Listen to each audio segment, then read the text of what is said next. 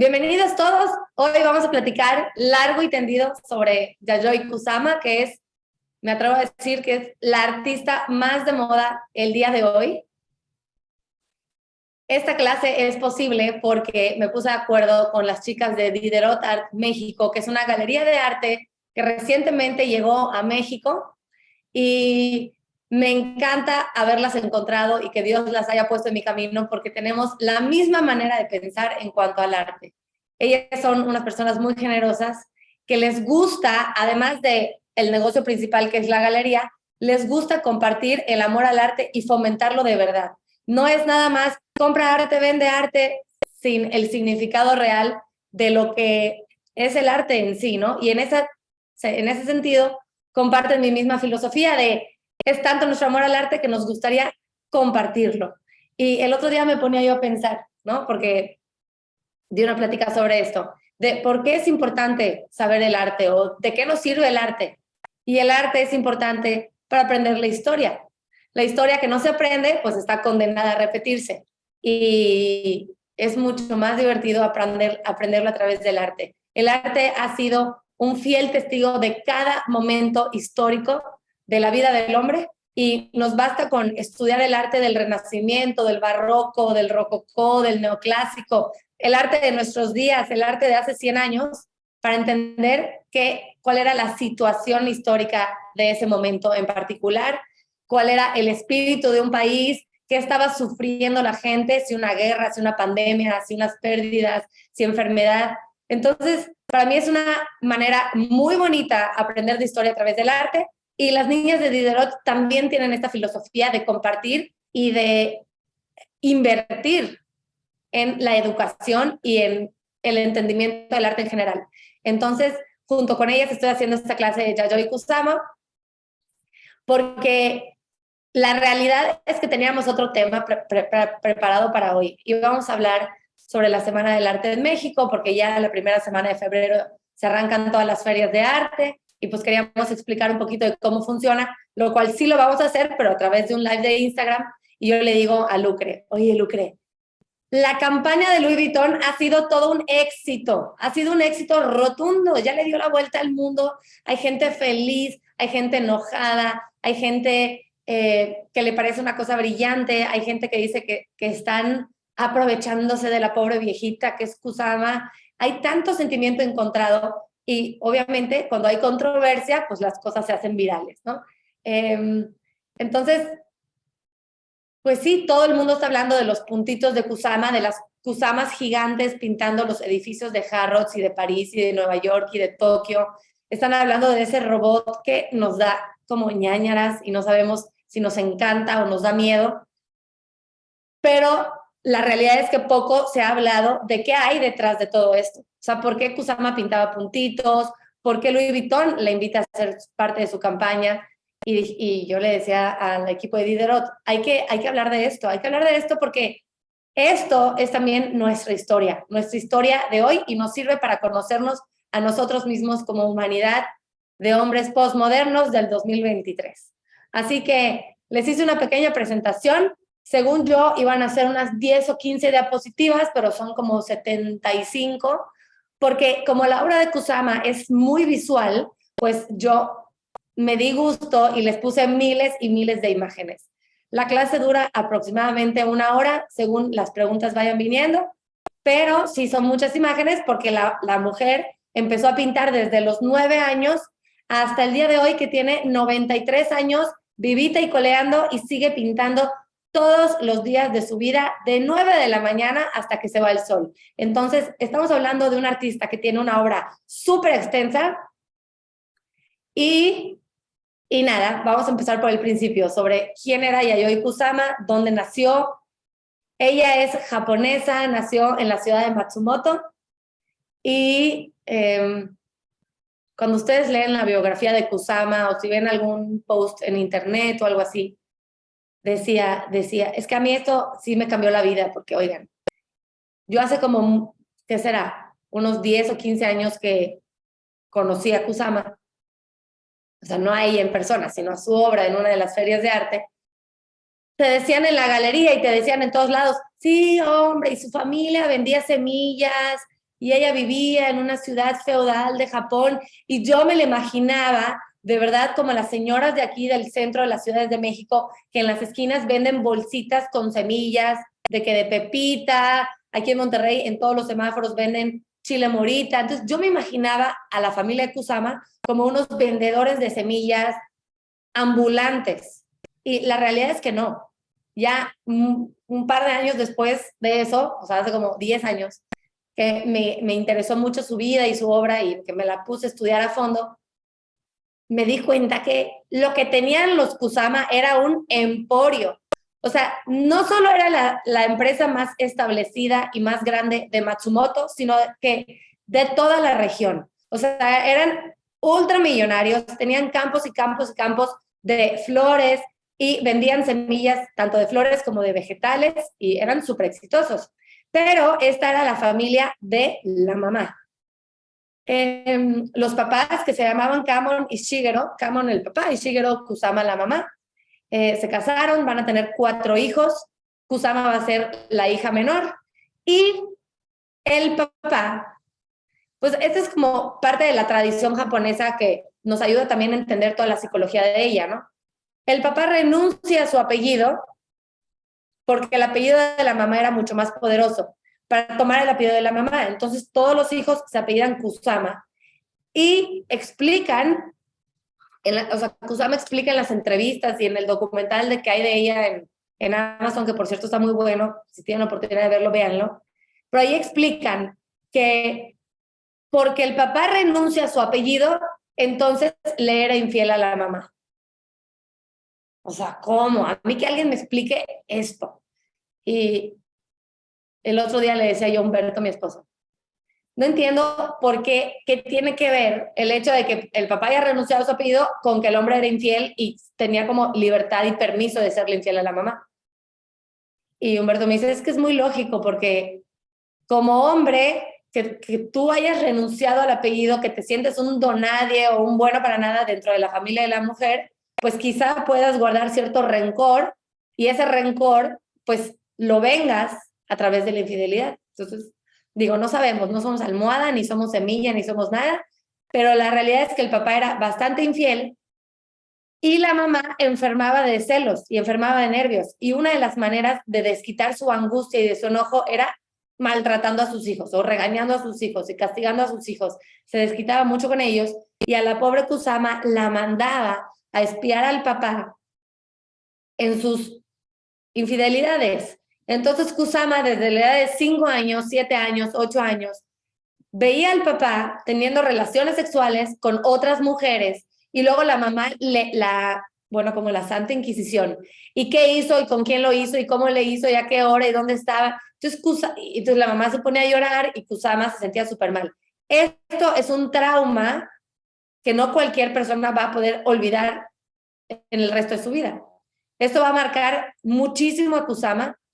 Me atrevo a decir que de estas experiencias se va a transformar su personalidad. Aquí ella va a agarrar un odio al sexo. Ella en su vida, o sea, ella va a ser asexual, le va a tener pavor y odio y fobia a todo lo relacionado con el sexo por las escenas que vio de chica y por lo que vio que el sexo dañaba el autoestima de la mamá o la felicidad familiar, ¿no? También, pues, ese tipo de estrés en una niña y saber que tus papás están peleando todos los días y que la mamá está triste y que el papá es un canijo, pues también te da bastante inestabilidad emocional. Y ella sí dice que desde joven ha tenido alucinaciones o ha tenido traumas o ha tenido periodos de pánico intenso. Hay muchas opiniones sobre la salud mental de Kusama. Unos dicen que tiene esquizofrenia, otros dicen que tiene... La realidad es que la teoría más aceptada es que tiene una especie de neurosis obsesiva compulsiva y ahorita vamos a ver cómo eso se manifiesta en su arte. Y bueno, es sabido que ella desde 1973 que regresa a Tokio se interna en un hospital psiquiátrico por voluntad propia y hasta el día de hoy ahí vive y ahí sale muy pocas, raras veces al año sale del hospital porque ese es el lugar que le da seguridad. Entonces, Habiendo dicho eso, vamos a ponerle cara a los Kusama. Aquí está la presentación.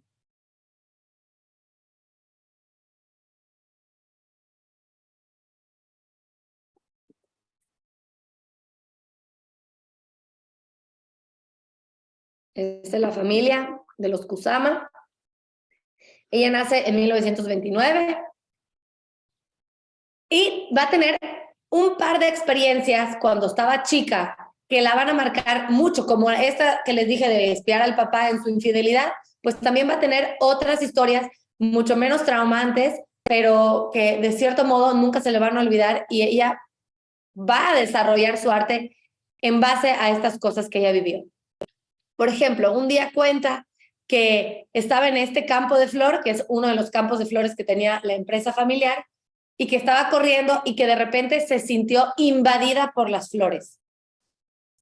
Y con invadida me refiero que sintió que su persona y su personalidad era anulada por las flores, como que eran demasiado para ella, demasiada emoción, no tanto positiva como un poco abrumadora por las flores.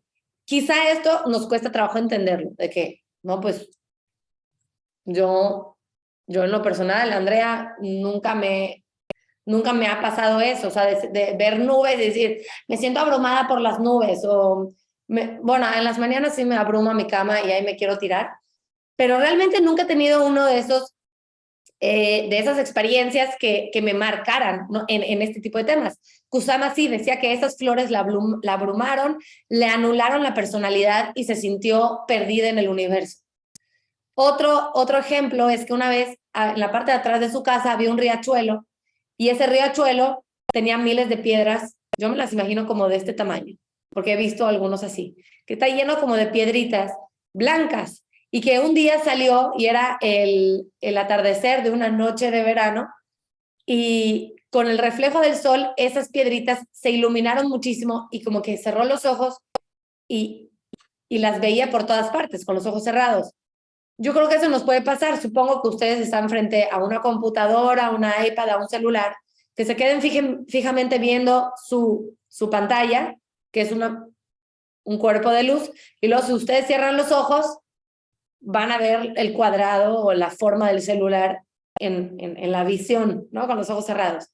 Pues es cuestión de luz y sombra. Entonces ella dice que esas piedras se iluminaron tanto con el sol que luego cuando cerraba los ojos veía puras bolitas, ¿sí? De aquí empieza la estética de los puntitos de Kusama, y que esas bolitas no se le iban a olvidar, que siempre las tenía presente en la mente.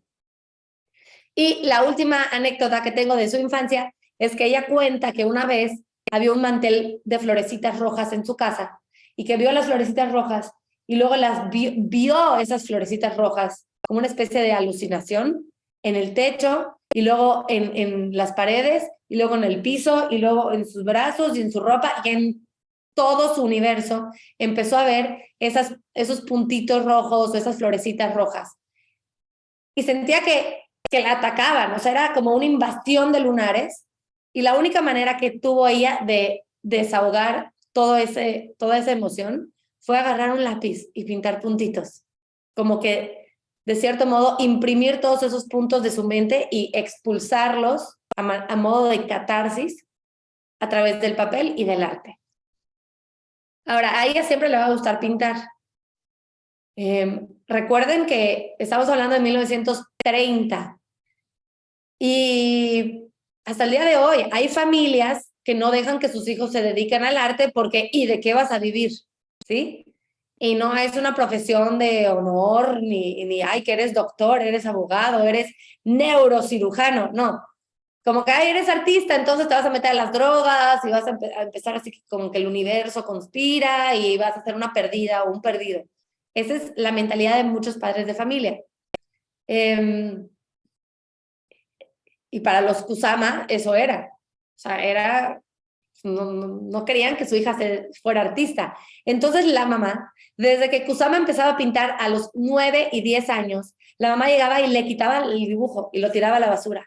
Entonces ella lo que hacía era pintar súper rápido. O sea, tenía una idea y empezaba a pintar rápido, rápido, rápido, pintaba muchas flores y le ponía puntitos o le ponía cosas de manera súper veloz para que la mamá no pudiera entrar al cuarto y quitarle el dibujo, y luego lo guardaba bien rápido. Entonces, esto también va a marcar su modo de pintar.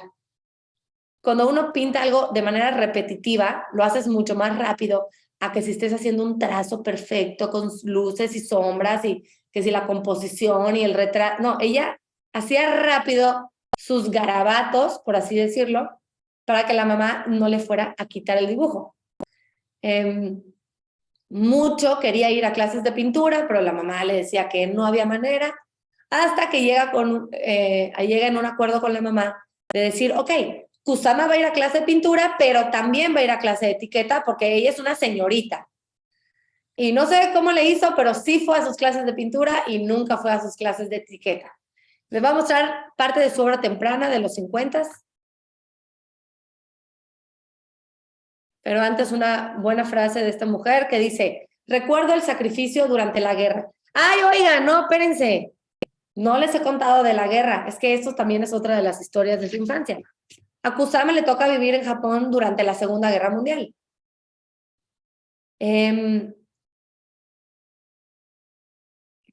Cuando ella es niña, las bombas de Hiroshima y Nagasaki están cayendo.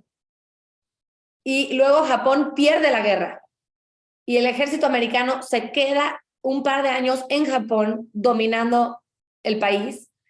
Y son cosas terribles para los japoneses, para todo el mundo, ¿verdad? Pero los japoneses derrotados con una invasión extranjera y con el tema de las bombas y pues todo el país destruido.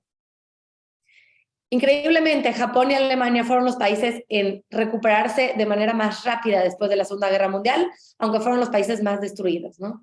Hay algo en el espíritu japonés y en el espíritu alemán de poder levantarte de tus cenizas. Y es algo muy admirable y algo que debemos de tener en cuenta todos. Yo sé que todos somos iguales como personas, todos valemos lo mismo, pero, y esta es mi opinión personal, la raza japonesa, para mí, en muchas cosas, es superior. En el sentido de mejor educación, tienen costumbres muy extremistas, que no me gustaría que las tuviéramos en México, pero tienen otras que yo me quito el sombrero. Seguramente vieron los videos del Mundial, que todo el mundo se iba de los estadios de Qatar dejando un cochinero, y los japoneses recogían la basura hasta la basura ajena. O sea, son personas limpias, educadas. A mí me encanta la cultura japonesa. Y Kusama va a nacer en esta tradición, ¿no? A ella pues le toca vivir la guerra, y como a cualquier persona que le toque vivir una guerra o una pandemia o una catástrofe mundial, va a tener consecuencias. Y esas consecuencias las vamos a ver claritas en su arte, sobre todo en sus happenings, que ahorita vamos a hablar de sus happenings, cuando ella se va a manifestar en contra de la guerra de Vietnam, porque va a recordar todo lo que vivió en la Segunda Guerra Mundial. Ahí les va lo que dijo. Recuerdo el sacrificio durante la guerra. Fue el periodo más duro de mi vida. Espero nunca más volver a ver esto. Gente matándose y mucho sacrificio hecho por las personas. Después de que muera, espero que la gente vea que mis pinturas son acerca del amor, la paz y la espiritualidad. Por eso estoy pintando, sigo pintando. Nunca quiero dejar de pintar. Pintar y hacer poesía lo es todo para mí. Soy muy feliz de haber escogido ser un artista, aunque haya tenido muchas dificultades. Y esto me lleva a las calabazas, porque fue durante la guerra donde ella comía muchas calabazas, porque además de que su familia tenía semillas y sembradíos y todo, pues muchos se vieron afectados por la guerra, pero en el patio de su casa se cultivaban calabazas y ella sabía que de hambre no iba a morir, porque en su casa siempre habían calabazas. Entonces, pues uno agradece en tiempos de guerra lo que sea para comer, o sea, tantita agua y algo para no morir de hambre, y tampoco te pones a exigir. Entonces, las calabazas para Kusama van a significar una seguridad que quizá sea mucho más importante esa seguridad para ella que para cualquier otro niño, porque ella es una niña insegura. Es una niña insegura por lo que está viviendo con el papá y la mamá, es una niña insegura porque está en un momento de guerra. Entonces la calabaza le va a dar esa seguridad, y años después, en los 60 y luego en el 93, va a retomar la calabaza y la va a convertir en su motivo principal de toda su obra. Y los polka dots, que también es pues el sello cusamesco, por la cual la reconocemos, va a venir en un principio de las experiencias que les acabo de contar, de las piedras del río, del mantel de flores y de todos los puntitos que ella venía y que tenía que pintar para poder estar bien mentalmente y emocionalmente hablando. Les voy a mostrar parte de su obra temprana. Aquí es donde todavía vivía en Japón, en Matsumoto. Vamos a empezar a ver los puntitos, ¿sí? Esto es 1952.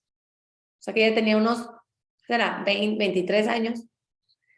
Y parte de las técnicas que ella va a utilizar son técnicas surrealistas. Los surrealistas, el surrealismo, yo ya les he contado en mi clase del surrealismo.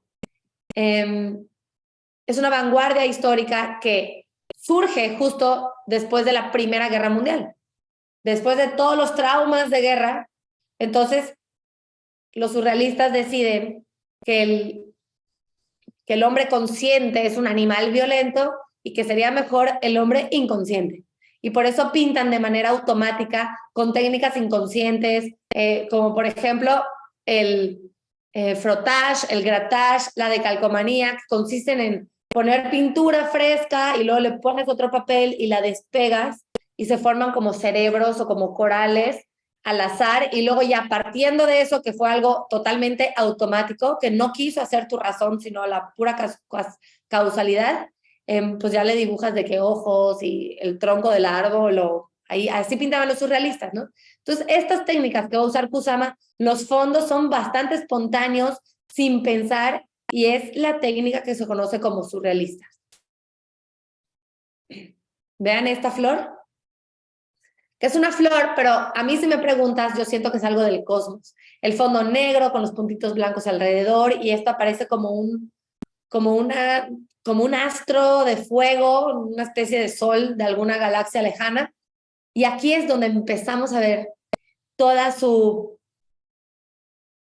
su interés, no solo por las flores y los puntos y las calabazas, sino también por la temática del infinito.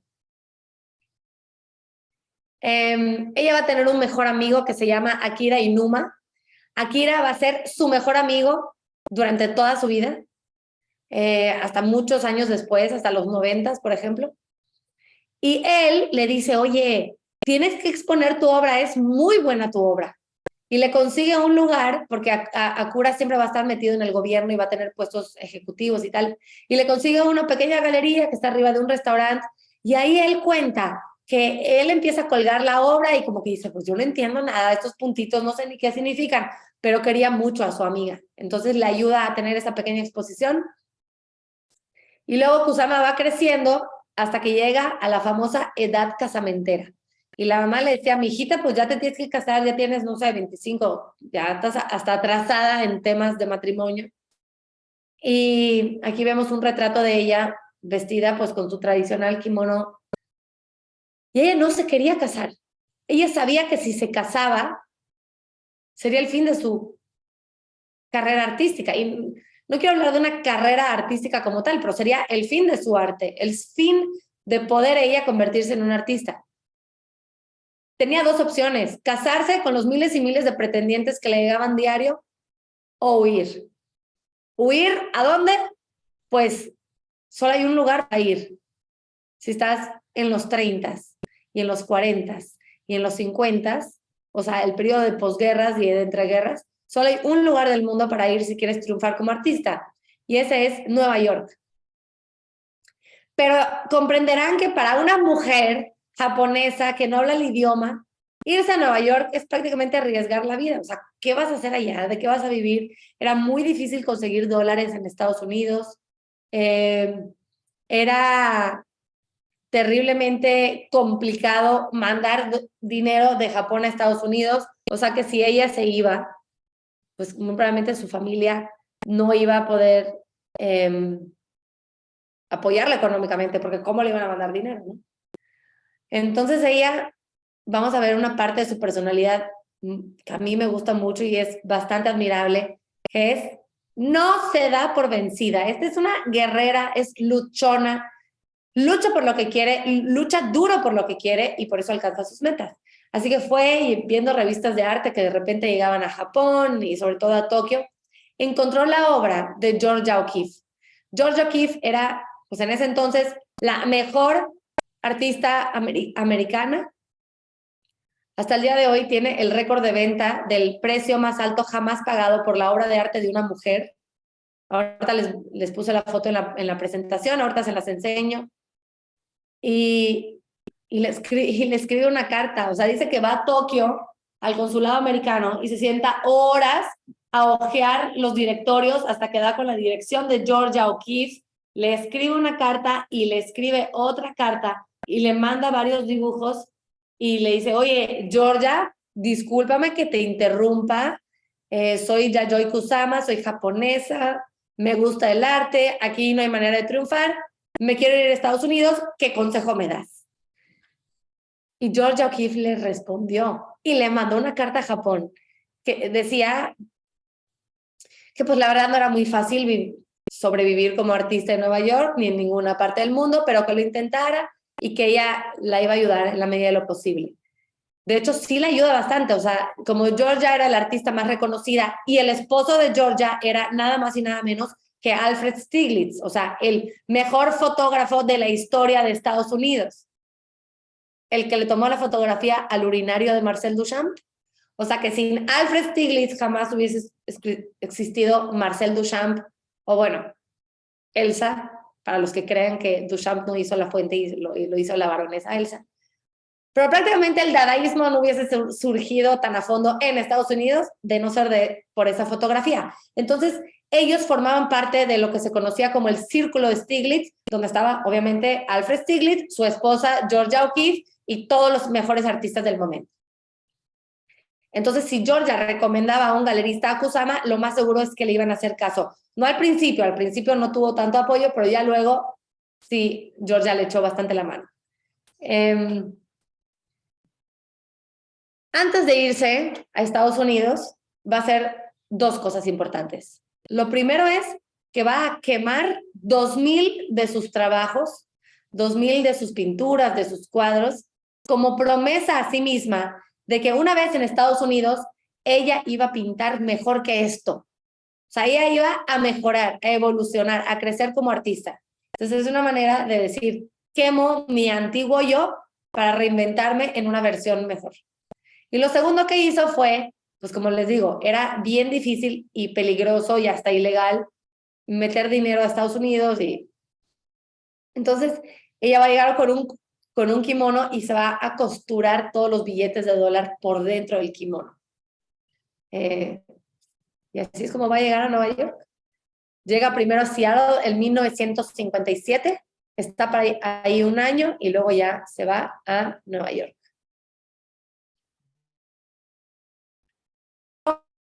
A la señora Georgia O'Keeffe, esta es la carta que le escribe Kusama a ella, y este es el cuadro más caro de la historia del arte pintado por mujer, que se subastó en $44 millones.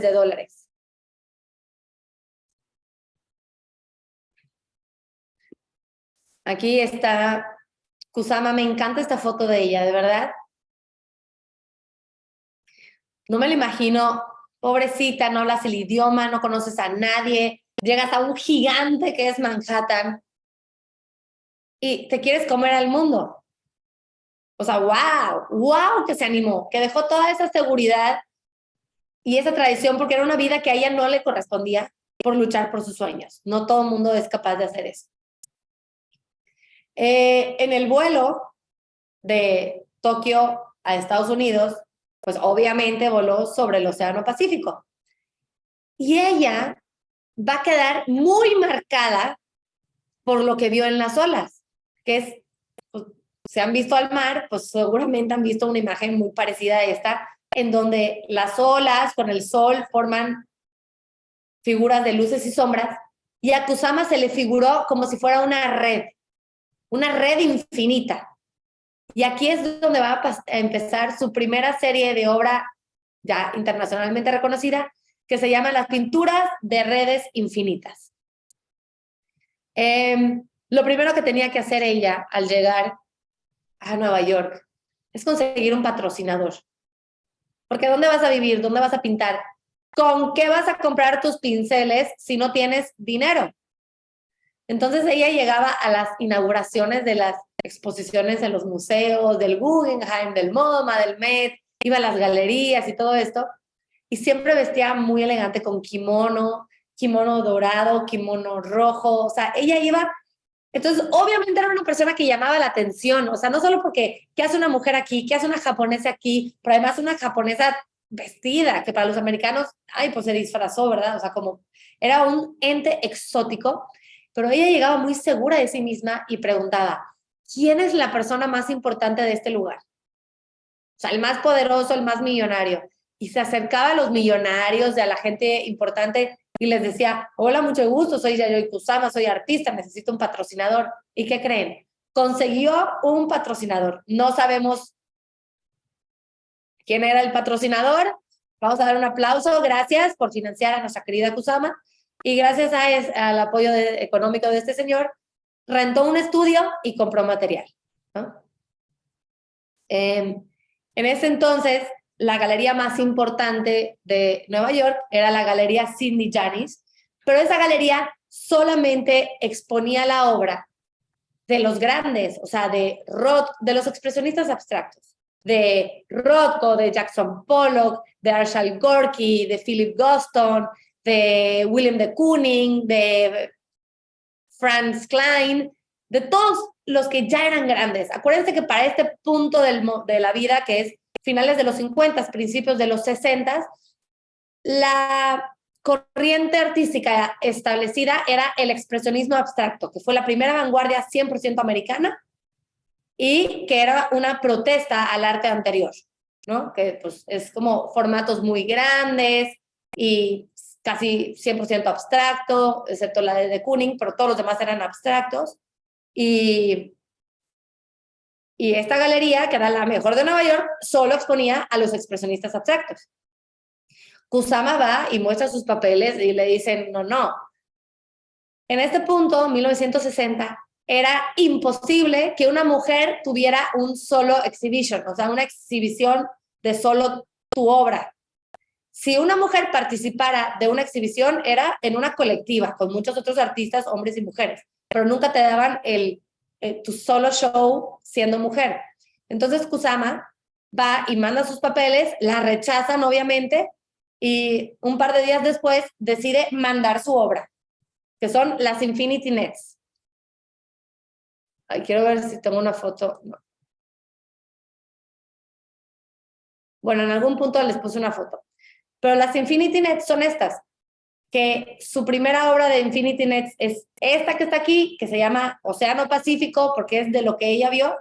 Y bueno, va a desembocar en una serie enorme de pinturas, como por ejemplo esta, que les puse el close-up para que vean el detalle de obra. Tardaba entre 50 y 60 horas en cada uno de estos cuadros.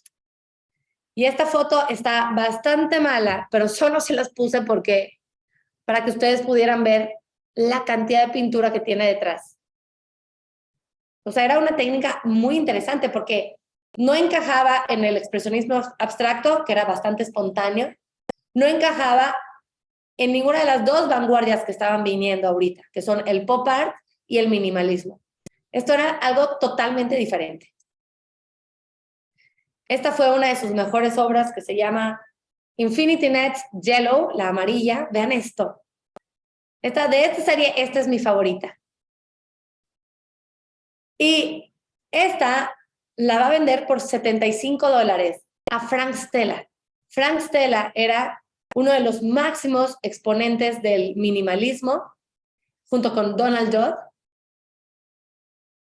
Y Frank Stella va a ver esta obra y le va a decir, oye, ¿cuánto cuesta?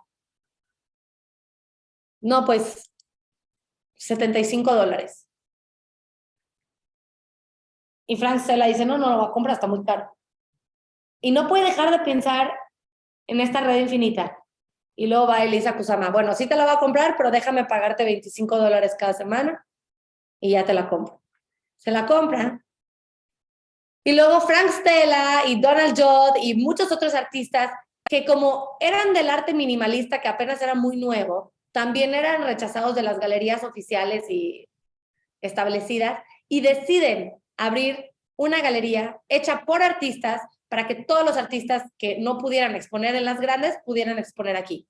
Y aquí es donde Yayoi Kusama va a tener su primera exposición, se llama la Brata Gallery y pues no va a vender tanto, pero se empieza a ser un hombre y empieza ya a participar del mundo del arte. Estos cuadros de Infinity Nets van a estar muy grandes, cada vez más grandes. Tiene de hecho uno que mide 10 metros de largo. Entonces ya va más allá del espacio físico, sino lo que ella quiere hacer es llevar esas redes infinitas afuera del cuadro, en las paredes, en el sofá, en el techo. ¿Por qué? Porque está siguiendo la experiencia que tuvo del mantel de bolitas rojas. Mis redes crecen más allá de mí misma y más allá de mi lienzo. Empiezan a cubrir las paredes y el techo y finalmente todo el universo. Esta es la foto que yo les quería mostrar. Vean el estilo de obra que está haciendo en este momento a principios de los 60 y el formato también. Y también vean que ella posa con sus cuadros. Eso es algo que no todos los artistas hacen y ahorita vamos a hablar de eso. Donald Judd, que es este personaje de aquí, es uno de los artistas más importantes del arte contemporáneo. Él hacía sus objetos específicos, así se llamaba la serie de esta instalación que está ahí detrás, que son como barras de acero. Y Donald Judd no solo era un artista, sino que también era un muy buen crítico de arte, amigo de Yayoi Kusama y vecinos de estudio. Cuentan que el estudio de Judd estaba en el piso arriba, el de Kusama en el piso de abajo, y que cuando Kusama cocinaba, todo el olor de cebolla entraba al departamento de Donald Judd y él le gritaba, deja de cocinar, todo esto huele a cebolla asquerosa, ¿no? Entonces, bueno, ahí tenían muy buena relación y él le echaba muy buenos aplausos a través de sus críticas, sabiendo que las críticas de Donald Judd eran críticas reconocidas. Dice, Yayoi Kusama es una gran artista. El efecto es a la vez simple y complejo.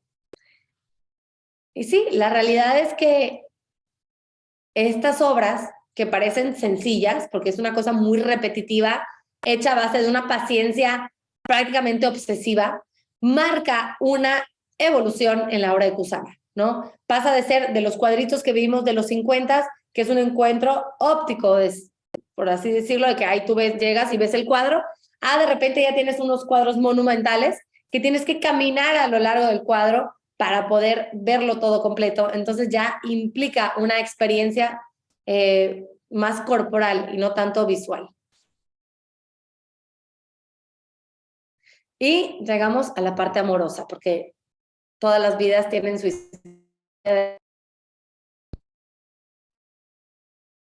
Y esta historia de amor está así como de... Se las voy a contar y ya ustedes la califican. Pónganle cara a Joseph Cornell. Él es un artista surrealista muy reconocido en Estados Unidos en este punto. Los museos peleaban por su obra, pero él tenía una, ¿cómo se dice? Una regla personal de decir, nunca le voy a vender mi obra a las galerías. O sea, sí a los museos, que son colecciones permanentes, pero no quería mercadear con su obra porque sentía que la abarataba. O sea, no quería entrar al mercado del arte porque sentía que su arte perdía alma, ¿no? Y eso es algo que yo he pensado muchas veces. Pero había una galería que estaba muy interesada en la obra de Joseph y le dice, por favor, pero por favor, pero por favor, hasta que él le dice, oye, sí te doy mi obra a cambio de que me presentes a una buena mujer, muy guapa. Joseph tenía unos 56 años, Kusama tenía 30 años, casi recién llegada a Nueva York. Joseph vivía en los suburbios de Manhattan, a las afueras, por ahí de Queens, con su mamá, vivía con su mamá. Digo, no tiene nada de malo, pero bueno, pues el hombre ya tiene casi 60. Y no es eso de que la mamá ya tenía 80 años y llegó a vivir con el hijo porque es un buen hijo y va a cuidar de la mamá. No, él nunca se salió de casa de la mamá. Pero bueno, la galerista le dice a Kusama, ponte tu kimono más elegante, mamita, porque te estoy yendo a presentar a un super artista. Entonces ella va, pues es que ella no tiene nada que perder, ella no conoce a nadie, ella está viviendo la vida en Nueva York, se elegantea, se pone el tacón y se va a conocer al que sería su novio por 10 años.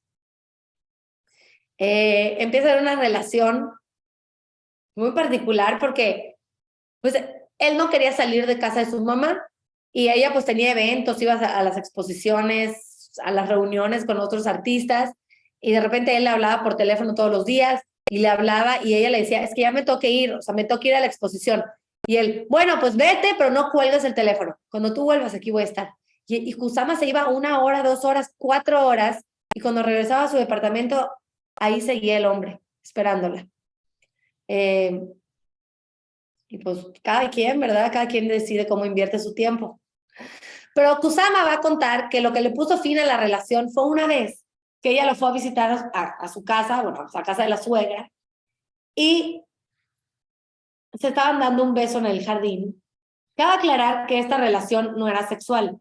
A Kusama no le interesaba el sexo y a Joseph tampoco. Entonces era una relación bastante platónica, no era una relación convencional, era una relación asexual, de mucho cariño, de mucha admiración, respeto, intensa, como lo quieren ver, pero pues que sepan que no era una relación normal. Entonces estaban en el jardín y se estaban dando un beso y la suegra llegó y le tiró un cubo de agua fría a Kusama de, muchachita, eso no se hace en mi jardín. Y el vestido que tenía Kusama era un vestido nuevo de encaje y quedó todo arruinado. Y ella se queda así como pájaro mojado. Y Joseph, en lugar de voltear y decir, ay, perdón, a Kusama, le dice a la mamá, ay, mamá, perdón. Y dice Kusama, no, no, yo de aquí ya me voy. A esa vieja le quiero meter una patada en el trasero. Esas fueron sus palabras textuales. Y ya corta con él, sin embargo, toda la vida van a estar en contacto y siempre van a tener una relación muy buena y sobre todo de mucho afecto, ¿no? Bueno, seguimos con Kusama. Oigan, yo les dije al principio que esto duraba 1 hora, pero que ya vi que me estoy yendo por todos los detalles así de manera muy puntual, así que ya no sé si va a durar 1 hora. Creo que no, creo que va a durar un poquito más.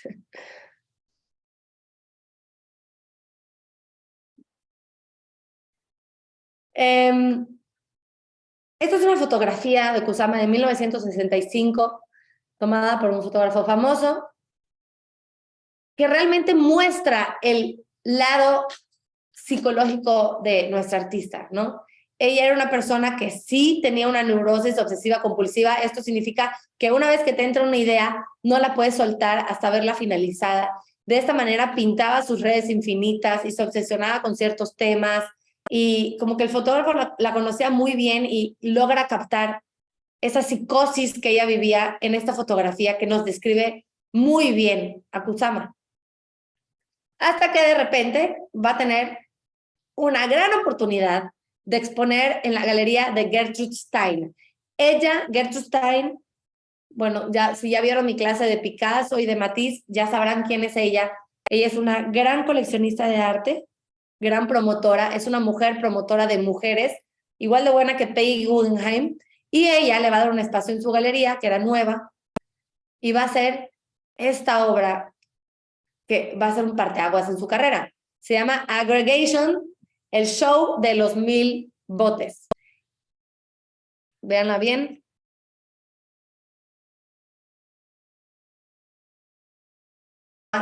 La mitad de Manhattan, no sé qué hace un barco ahí, y le dice a Donald Judd, su amigo, vamos a arrastrar, y se la llevaron hasta su estudio, y luego le empezó a hacer figuras de tela, son esculturas suaves, que las rellenaba de pues, de ciertos materiales y luego las pintaba de blanco y se las ponía todos al barco, a la barquita esta, ¿no?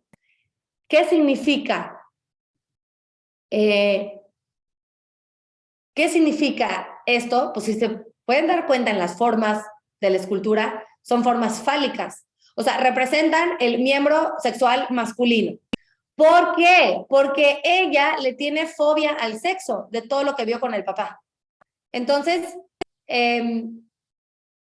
hay ciertos estudios en la psicología, los psicólogos ya podrán entender mejor de este tema, en donde se dice que si uno enfrenta sus miedos de manera puntual y en la cara, quizá los pueda superar, ¿no? Entonces, si ella le tenía fobia y miedo al sexo, lo que ella quería hacer era enfrentarlo. Entonces, va a ser miles de miembros reproductores masculinos y los va a poner ahí en el barco, como para decir, ya quiero superar esto. Y no es la única artista que va a enfrentar sus miedos a través del arte. También lo hizo Picasso. Picasso, acuérdense, aquí en YouTube tengo una clase gratis sobre la etapa azul de Picasso, que es mi etapa favorita. Y Picasso, cuando muere su amigo y entra en su etapa azul, que es una etapa de depresión, pues ya nadie quería comprar su obra, a pesar de que ya era un artista exitoso en París, y ya no puede pagar ni siquiera la renta de su departamento, y se regresa a vivir a Barcelona con sus papás, y cuando ve al papá, lo ve que está quedando ciego. El papá de Picasso también era artista, de él aprende. Y Picasso se empieza a traumar de decir, Dios mío, si mi papá se está quedando ciego, significa que yo también me puedo quedar ciego. ¿Qué tal si esto es una cuestión hereditaria? Y lo peor que le puede pasar a un artista es quedar ciego, ¿verdad? Entonces Picasso le tenía tanto miedo a la ceguera que en esta etapa azul va a empezar a pintar miles y miles de ciegos, señoras ciegas, ancianas ciegas, el ciego viejo guitarrista, a manera de decir cruz, cruz, cruz, cruz, o sea que eso nunca llega a mí, cruz, cruz, cruz, cruz, que se vaya el diablo y llegue Jesús, algo así, como para echarle la sal y que esa realidad nunca llegue a ti. Y esa es la manera que tenía Kusama de deshacerse de toda la parte del sexo. Pero como un barco no era suficiente, la idea brillante que va a tener es tomarle una foto a ese barco, imprimirla miles de veces y pegarla en las paredes, en el techo, en el suelo de toda la exposición. Entonces, cuando la gente entra, ve el original con las miles de copias pegadas y es una sensación bastante interesante porque nunca antes en la historia del arte había sucedido esto, de ver esculturas suaves y una estética de la repetición. ¿Qué pasa cuando un artista o cuando un farmacéutico, cuando una casa de moda, cuando alguien tiene una buena idea? 3, 2, 1 y te empiezan a copiar, ¿no? ¿No es así? Klaus Oldenburg, que era un artista bastante establecido, ya graduado, con mucha fama, con mucho prestigio en Nueva York, que exponía en las mejores galerías, era amigo de Kusama y al ver sus esculturas suaves, decide también hacer esculturas suaves, como por ejemplo esta. Y los miles de reviews y críticas positivas de que wow, qué increíble, qué innovador, qué moderno, esculturas suaves, cuando la idea había sido de Kusama y a Kusama nadie le tiró una flor, ¿no? De hecho, cuenta Kusama que en una de las exposiciones se acerca al esposo de Klaus Oldenburg y le dice, lo siento mucho, Yayoi. O sea, acepta que le copiaron. Este calendario suave, los números blancos son idénticos a las partes que tenía el barco de Kusama. Y luego llega el segundo copión, que es Andy Warhol. Andy Warhol era muy amigo de Kusama. De hecho, Kusama era mucho más famosa que Warhol en este punto de sus carreras. Kusama, la obra de sus Infinity Nets y sus cuartos de agregación eran pues muy famosos y muy comentados. Y Warhol pues todavía estaba ahí pues trabajando su estilo. Cuando Warhol entra a la exposición de Kusama del barco, le dice, wow, Yayoi, me gusta mucho esto está increíble. Un año después, 2 años después, le va a copiar la idea con esta vaca rosa de fondo amarillo pegada por toda la exposición.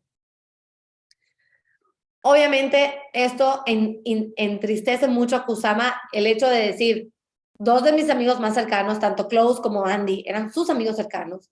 En teoría, saben lo difícil que es para una mujer japonesa triunfar en el mundo del arte, porque obviamente se enfrenta al sexismo, al racismo de ser foránea, etcétera. Y ellos van y en vez de ayudarla, como colegas, pues le copian las ideas y ni siquiera la avisan. Entonces, ella sí entra en una etapa como de depresión. ¿Y qué hace uno cuando ya le copiaron? O sea, Kusama tenía dos caminos acá muy claros. Ponerse a llorar, agarrar su kimono y regresar a Tokio, o reinventarse.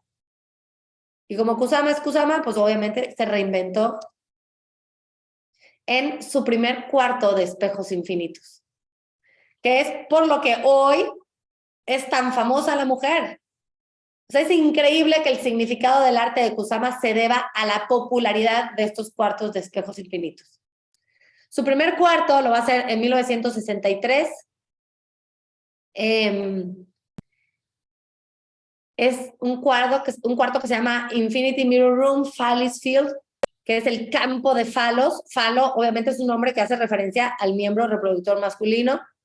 Y es un lugar donde tú entrabas y miles de espejos que replicaban las esculturas suaves de falos pintados de puntitos rojos, ¿no?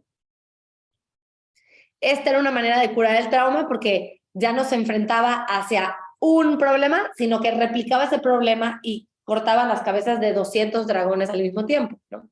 Fíjese cómo ella también se pone ahí en su foto, siempre sale con su arte, ella siendo parte del escenario del arte. Y aquí es algo que yo quiero platicarles sobre lo que hoy se conoce en el mundo del arte como el efecto Kusama. Esa soy yo. Yo apenas hace 8 meses, 8, 9 meses, tuve la oportunidad de entrar a un cuarto de espejos infinitos de Kusama. Es algo que yo quería hace mucho, pero no está fácil. Aquí en México no hay ninguno y por lo general son cuartos que son itinerantes, o sea, que están en un museo, no sé, 3, 4 meses y luego se van a otro y se van a otro. Entonces, es muy difícil coincidir. Y yo decía, si yo algún día entro a este cuarto de espejos infinitos de Kusama, no voy a sacar el celular, porque te dan, depende del cuarto, porque tiene 20 cuartos de espejos infinitos y depende del tamaño de cada uno, el número de segundos que le dan a cada participante. Por ejemplo, a Phallis Field son 30 segundos de que te abren la puerta, cierran la puerta y a los 29 segundos ya te están tocando y te sacan.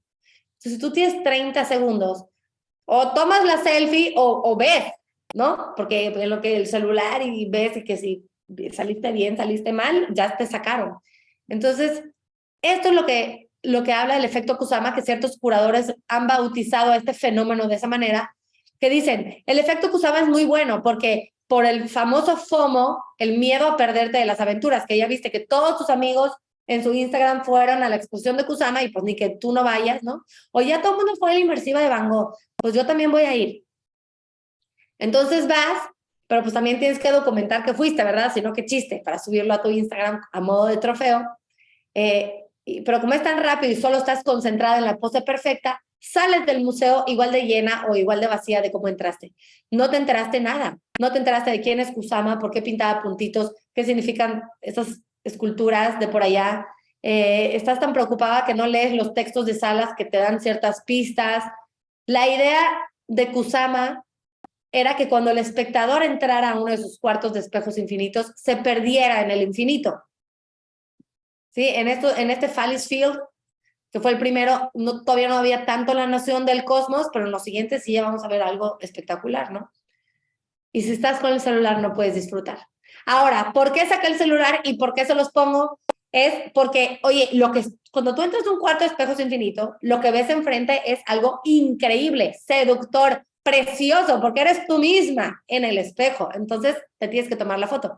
Pero yo no me la tomé por eso, la tomé porque en Houston, no en Houston, en Washington, y el día que mi vuelo venía de regreso a Monterrey, o sea, yo salía a la 1 de la tarde Y ese día inauguraba la exposición. Entonces yo dije, imposible, o sea, nunca voy a encontrar boleto. Y total que yo estaba ahí por el museo y la cola para entrar le daba la vuelta al museo. Y son cuadras tipo de panteón, o sea, gigante el museo. Y había, no sé, miles y miles de personas en cola para entrar. Y yo dije, no, pues ya fue. O sea, si mi vuelo sale a la 1 de la tarde, no hay manera de que yo pude entrar. Pero iba con Humberto, mi esposo, y me decía, inténtalo, dile ahí al guardia que pues, tú tienes una comunidad de arte increíble en Instagram y que, o sea, te gustaría entrar a grabar, pues para que la gente vea cómo es por dentro. Y yo dije, me muero de la pena. O sea, yo eso no lo voy a hacer. No hay manera que yo pida ese favor, me da pena. No seas penosa, qué horror. Total que me convenció y fui y le dije o sea, me colé por toda la fila y llegué a donde estaba la persona que ya te deja pasar al cuarto y le dije, no tengo cita, qué pena, no tengo reservación, no tengo cita, no tengo boleto, me voy en 1 hora de Washington, tengo pues una cuenta donde hay muchos lectores, amantes del arte y me dice, muéstrame tu cuenta.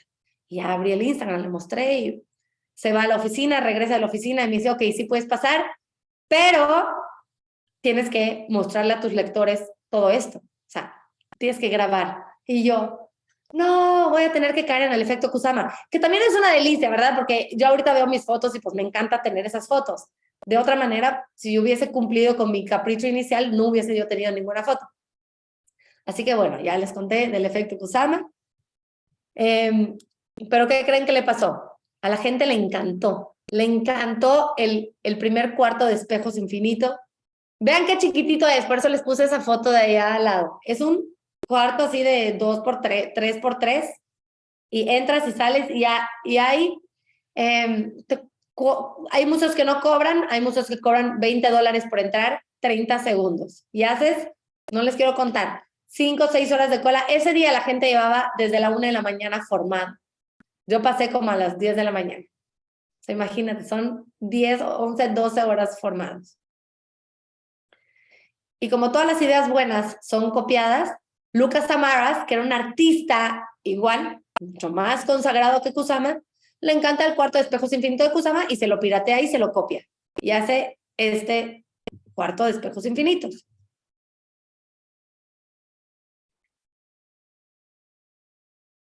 Ahora sí ya era demasiado. O sea, primero Klaus Oldenburg, luego Andy Warhol, luego Lucas Tamaras. Tal parece que todo lo que haga Kusama se lo van a copiar. Y no solo es que se lo copien, sino que la gente que se lo está copiando es gente mucho más poderosa e importante en el mundo del arte que ella. Entonces, las banderas y los aplausos se los llevan ellos. Entonces, aquí fue cuando Kusama entra en una depresión total, en un desánimo muy fuerte, en una soledad terrible, porque no tenía a quién ir, con quién llorar, ya no sabía a quién confiar ni nada, y se tira de la ventana. Se tira de la ventana con toda la intención de acabar con su vida, solamente porque había una bicicleta ahí abajo y cae como sentada, digo, no cae montando la bicicleta, pero cae, o sea, no cae de cabeza, de haber caído de cabeza, ahí sí ya no la contaba, pero cae sobre la bicicleta, de cierto modo la bici amortigua el golpe y pues no pasó más allá de ciertas lesiones, nada grave. Y es cuando 2, 3 buenas amigas que ella ya había hecho, una galerista, una señora mayor, la cogen en su casa, se la llevan un mes, ven que duerma, que coma, que descanse, que agarra ánimo, mamita, porque para atrás ni para tomar vuelo. Y pues ya, se va. Y decide reinventarse otra vez. Va a dejar los cuartos de espejos infinitos guardados muchos años y va a hacer algo totalmente distinto que es los happenings. A ver, levante la mano el que sepa qué es un happening en el arte.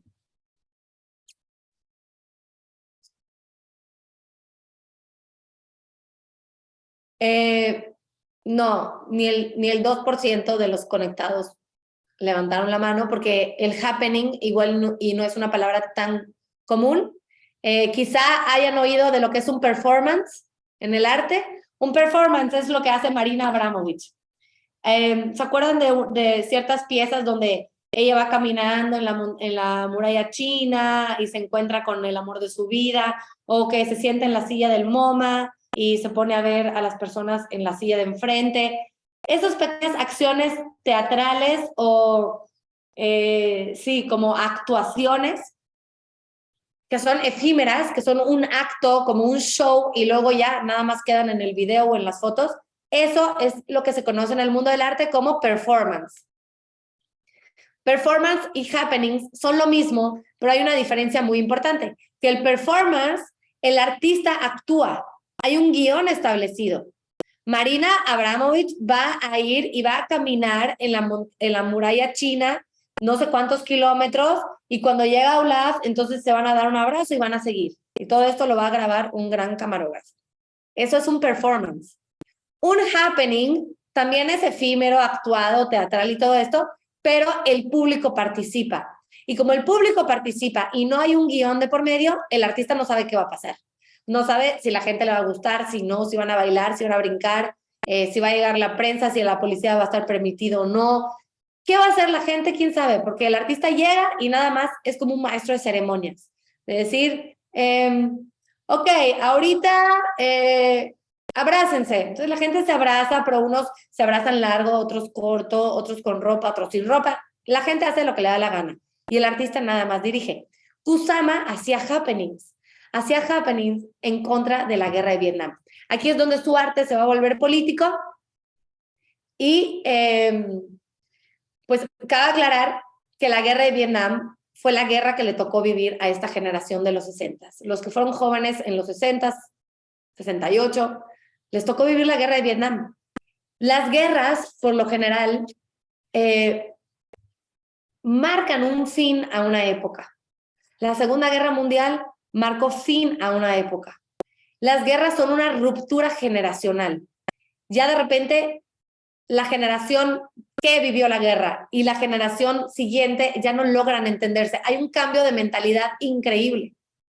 De hecho, después de la Segunda Guerra Mundial, esa ruptura generacional fue tan fuerte que la obra de los artistas modernos ya no tenían continuidad. En este mundo nuevo de posguerra, de después de la Segunda Guerra Mundial, ya no tenían cabida los girasoles de Van Gogh y las nenúfares de Monet y las prostitutas de Picasso y las mujeres de nariz verde de Matisse, ni tampoco las manzanas de Cézanne, ni los paraísos perdidos de Gauguin. Todo eso ya no comunicaba. ¿Por qué? Porque después de 2 bombas atómicas y 40 millones de muertos por el simple hecho de matarlos, porque fue una guerra sin sentido, ya se necesitaba un nuevo lenguaje. Y ese nuevo lenguaje fue el expresionismo abstracto de Jackson Pollock y Mark Rothko y todos ellos, que tenía una propuesta psicológica mucho más profunda, que iba en contra de la guerra, que ya era, que era todo un nuevo estilo estético. O sea, ya hay una ruptura muy fuerte. Luego pasan los años y llega la guerra de Vietnam. La guerra de Vietnam es la guerra de Andy Warhol. La guerra de Vietnam es la guerra de Yayoi Kusama. Y aquí es donde el expresionismo abstracto se va a agotar. No porque la gente no le gustaba, ni porque la gente no lo compraba, ni porque Pollock se murió o porque Rothko se murió también. No, el expresionismo abstracto no acaba por eso, sino porque acaba porque hay un nuevo cambio de mentalidad otra vez, porque hay una guerra. La guerra de Vietnam es la conocida como la guerra pop, porque fue una guerra grabada, transmitida, retransmitida, en donde la gente opinaba de esa guerra. La gente canaleando veía lo que estaba ocurriendo en Vietnam. Y la gente salía a las calles a decir, el emblema oficial de la guerra era Make love, not war, haz el amor y no la guerra. Y ahí marchaban todos los hippies de los 60, y ahí marchaba Bill Clinton y todos los que eran jóvenes y todos los que odiaban la guerra. Y Kusama también va a ser parte de estos movimientos políticos. La guerra de Vietnam, yo sé que ustedes saben, pero nunca está de más recordar que fue una guerra que duró del 55 al 75 más o menos, en donde murieron muchísimas personas. Fue parte de la Guerra Fría. La Guerra Fría es comunismo contra capitalismo. Y se luchó en Vietnam porque corría el peligro de que Vietnam se convirtiera en comunista. De hecho, Vietnam se independiza de esta parte francesa por ahí de 1954. En 1960, la ONU lanza un programa de descolonización. Aquí es cuando todas las colonias se empiezan a independizar de todo el mundo, palomitas. O sea, es que antes el mundo habían de que 3 países, o sea, era todo Inglaterra y lo otro era Francia y ahí un poquito, y de repente ya no, ¿no? O sea, todos los pueblos de África, de América, de Oceanía se empiezan a independizar y Vietnam queda dividida en Vietnam del Norte y Vietnam del Sur. Vietnam del Norte, sus aliados eran China y Rusia y querían que fuera comunista, y Vietnam del Sur era apoyada por Estados Unidos y obviamente odiaban el comunismo, querían que fuera capitalista. ¿Y por qué? Porque el temor de los americanos era que si Vietnam se convierte en comunismo, entonces ya el comunismo se va a esparcir por todo el mundo. Había que frenar eso a través de una guerra, porque no había de otra. No había de otra aparentemente. Y de hecho por eso surge el pop art en Estados Unidos. El pop art no nace con Andy Warhol, el pop art nace con Eduardo Paolozzi en Italia, bueno, en Edimburgo, pero él era italiano. Pero cuando llega a Estados Unidos, sí agarra ese sentido de guerra de Vietnam, porque Andy Warhol decía, a ver, no se estén matando. Que si comunismo, que si capitalismo, que es mejor que el dinero sea para todos. No, que el rico trabaja más, no, que el pobre no trabaja. Que si el socialismo, que si Mao, que si Kennedy, o sea, y Andy Warhol decía, ¿saben lo que quiere la gente? La gente quiere tomarse una Coca-Cola. El rico, el pobre, el comunista, el socialista, el famoso, el feo, el guapo, el alto, el bajo, el chino, el gordo, todo el mundo quiere tomarse una Coca-Cola. La Coca-Cola no distingue de razas, de sexos, de preferencias.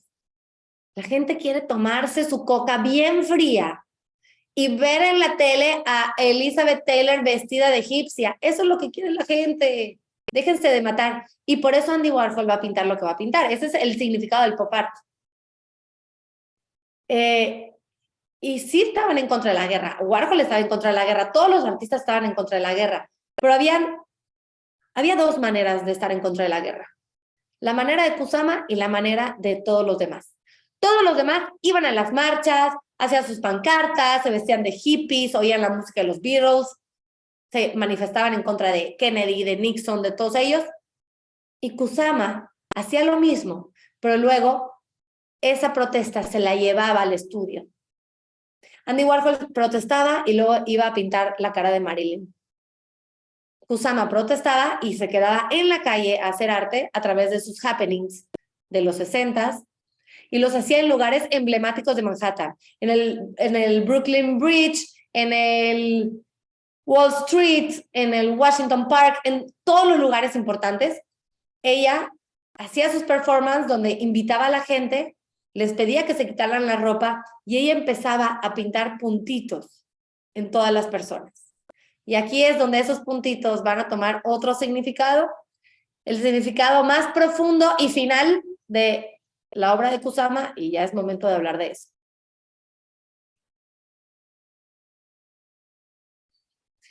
El primer happening que va a hacer es este. Este es mi happening favorito. No tiene tanto tema político, pero sí tiene un tema de crítica al mercado del arte. Vamos a hablar de 3 happenings. Hizo miles, pero solo les voy a contar 3. Este fue el primero y se llamaba El Jardín de Narciso. Narciso, ya saben que es en la mitología griega una persona súper vanidosa, de que por ver su cara en el reflejo del agua se cae y se muere. O sea, de ser tan guapo, se cae y se muere, y donde murió surge una flor llamada narciso. Entonces, cuando alguien dice narcisista es pues que te crees muy guapo, ¿verdad? Entonces, Kusama va a ir a la Bienal de Venecia de 1966. La Bienal de Venecia, desde hace muchos años y siglos hasta el día de hoy, es el escenario más importante del mundo del arte. No hay ninguna otra feria, ni exposición, ni museo, ni nada más importante que la Bienal de Venecia. La Bienal de Venecia es como el Mundial de Fútbol. Van los países a poner su pabellón. No van todos los países, solo van los países seleccionados, igual que en el Mundial. Y cada país manda a su mejor jugador. O sea, al mejor artista. México hemos mandado a los muralistas en su momento, y a Rafael Lozano Gemer en su momento, y a Carlos Amorales. Hace, no sé, en el 2017 México mandó a Carlos Amorales y a... Bueno, hemos mandado a muchos y no siempre México ha participado. De hecho, hubo un bloque entre el muralismo y la obra de Lozano Gemer que México no fue escogida. O sea, no todos los países van. Es como en el mundial, ¿no? Kusama no era nadie, pues ni en Nueva York ni en Tokio, como artista todavía no había hecho una trayectoria importante y obviamente no iba a participar en la Bienal. A ella nadie le invitó. Ella decidió autoinvitarse y frente al pabellón de Italia puso su jardín de narciso. Mandó a hacer 1,500 esferas metálicas en Florencia y las llevó y puso un letrero de tu narcisismo a la venta y las vendía a $2 cada una. Esto era algo bastante raro. Era una crítica al consumismo, era una crítica a cómo el arte cada vez era más mecanizado. El arte, pues nosotros sabemos que es una cosa cara, preciada, apreciada, de mucho estatus, que no todo el mundo puede tener, elitista, que da mucho prestigio y que obviamente no se va a vender por $2. Pero Kusama, sí, decía a mí que... ¿Y qué les importa si yo quiero vender mi arte al precio de un helado, ¿no? O de un sushi o de un hot dog? Entonces la gente empezaba a comprar por $2 y les gustaba porque te reflejabas, tu cara se veía 1,000 veces como un caleidoscopio gigante, hasta que obviamente llegaron los carabinieri. Kusama, si se fijan, estaba vestida con su kimono dorado, ya que conocemos muy bien, y cuando los carabinieri llegan, porque eventualmente iban a llegar a expulsarla de la Bienal, ella se quita el kimono y tiene una especie de leotardo rojo y siempre ella tenía medios allá. O sea, siempre antes de hacer cualquiera de sus performances, llamaba a la publicidad, a los periódicos, revistas, etcétera, y de ahí es donde le toman esta foto, ella tirada con su ya traje típico rojo en medio de las pelotas. Otro de sus happenings es la explosión anatómica. O sea, yo no quiero más explosiones atómicas, yo quiero una explosión anatómica. Y se ponía en los lugares icónicos de Manhattan, como les conté, para manifestarse en contra de la guerra de Vietnam, ¿no? Por ejemplo, este era un festival del cuerpo, los body festivals, que los hacía cada domingo, en donde ella pues ponía las banderas de Estados Unidos, iba pintando a la gente con puntitos de colores, hasta que las personas ya eran irreconocibles de tanta pintura. Y aquí es cuando ella dice el statement de que la autodestrucción es el único camino a la paz. La autodestrucción es tú dejas de ser tú porque ya no te ves de tanta pintura, ¿no? Esa es la manera que ella lo materializó. Pero lo que realmente quería decir es que el mundo se está muriendo, se está matando, se está destruyendo por los intereses privados de unos cuantos. Por eso le va a escribir su famosa carta a Richard Nixon, ¿no? Ahorita la vamos a leer, pero le dice, deja tus intereses particulares. Y así ha funcionado la humanidad desde siempre. Por los intereses individuales es que el bien común a veces se compromete, ¿no? Y aquí es donde va a salir, vean lo que dice la manta, self-obliteration. Yo creo que si algo me gustaría dejarles de esta plática es lo que significa self-obliteration. Es todo el mojo de la obra de Kusama. Si nos quedamos con algo, quédense por favor con esta palabra, que significa auto-obliterarte. Obliterar, mínimo aquí en México, es una palabra que no usamos, pero sus sinónimos son borrar, anular, eliminar, y es autoborrarte, o sea, tú desaparecer, tú y tus ideas y tu persona desaparecer por el bien común. ¿Para qué? Pues para que no haya guerra, para que ya no estén los intereses de comunismo, de capitalismo, de que si fronteras, de que más terreno, más petróleo, más esto, más lo otro. Y lo mismo con los pleitos familiares, los pleitos de amigos, y la manera que ella tenía de eliminarte a ti misma o a ella misma es a través de puntitos. Porque si yo agarro a una persona desnuda y a otra desnuda y los lleno de puntitos, prácticamente son irreconocibles, ¿no? Este fue un happening, no es performance, es happening, que hizo en Wall Street, donde decía que las acciones son un fraude, el dinero ganado con acciones financian la guerra. Y bajo este mismo sentido va a ser su primera y última película, que se llama Kusama Self-Obliteration, en donde son una serie de cortos que ella está llena de puntitos y tiene un caballo lleno de puntitos, y monta el caballo en un río y luego ella se mete al río y empieza a pintar puntitos en el río y suelta papelitos en forma de bolitas en el río y llena todo el universo de bolitas para que todo el universo sea igual.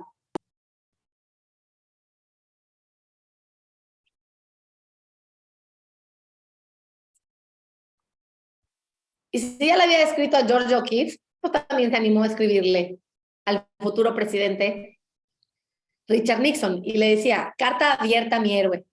Nuestra Tierra es como un pequeño lunar entre millones de otros cuerpos celestes, un orbe lleno de odio y lucha en medio de las esferas pacíficas y silenciosas. Cambiemos tú y yo todo eso y hagamos de este mundo un nuevo jardín del Edén. Olvidémonos de nosotros mismos, querido Richard, y volvámonos uno con el absoluto, todos juntos en el todo junto. Mientras nos elevamos por los cielos, nos pintaremos unos a otros con lunares, perderemos nuestros egos en la eternidad eterna y finalmente descubriremos la verdad desnuda. No se puede erradicar la violencia usando más violencia. Esta verdad está escrita en esferas con las que amorosamente, fíjense en esta parte, esta verdad está escrita en esferas con la que amorosamente, con dulzura, adornaré tu duro cuerpo masculino. Suavemente, suavemente, querido Richard, calma tu espíritu varonil. Lo que Kusama, en pocas palabras, estaba tratando de decirle a Nixon era que seguramente han visto un video de Carl Sagan que se llama El Pequeño Punto Azul. Si no, véanlo hoy mismo en YouTube. Kusama le decía a Nixon, somos un punto en medio del cosmos infinito. Nuestra vida es así, efímera. Vamos a hacernos uno junto con la eternidad. Deja tú tus ideas y mejor ven a que yo adorne amorosamente y bese amorosamente tu duro cuerpo masculino. O sea, lo que ella le estaba proponiendo a Nixon era el eslogan de la guerra de Vietnam, que es haz el amor y no la guerra. Nixon, a diferencia de George O'Keeffe, pues, nunca le contestó, pero la carta se hizo viral. Y luego, no crean, tanta publicidad le estaba haciendo más mal que bien. Hizo también un performance en el MoMA, en donde el MoMA hizo una exposición de arte moderno, y Kusama llegó a la exposición y vio obra de Matisse, de Chagall, de Picasso, de Cézanne, y dijo, esto no es arte moderno. O sea, este arte ya va, o sea, ya que los pongan junto con Miguel Ángel y Da Vinci, o sea, ya pasó. ¿Por qué se empeñan en promover artistas muertos mientras que los artistas vivos mueren de hambre? Entonces ella, en medio del jardín del MoMA, convence a 2, 3 amigos, se quitan la ropa, entran a la fuente y empiezan con sus puntitos y sus pancartas de criticar la estrechez del mente de los curadores del MoMA, de decir, no puede ser posible que no nos den cabida a los artistas vivos, ¿no? Todo esto era, claro, con afán de hacer un punto, pero también con afán de hacerse publicidad.